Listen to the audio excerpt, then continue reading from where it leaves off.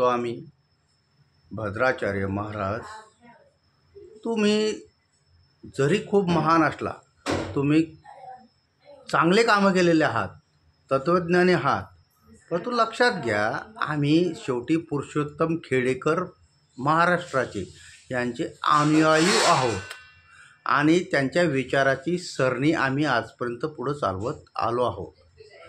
जर कदाचित तुम्ही आमच्या प्रेमानंद महाराजांवर टीका करत असाल, प्रेमानंद महाराज हे आमच्या तुकाराम महाराजांच्या विचाराचे अनुयायी आहेत, असं जर तुम्ही करत असाल तर सर्व शंकराचार्य महाराजांवर आम्ही कट्टर विरोध करू.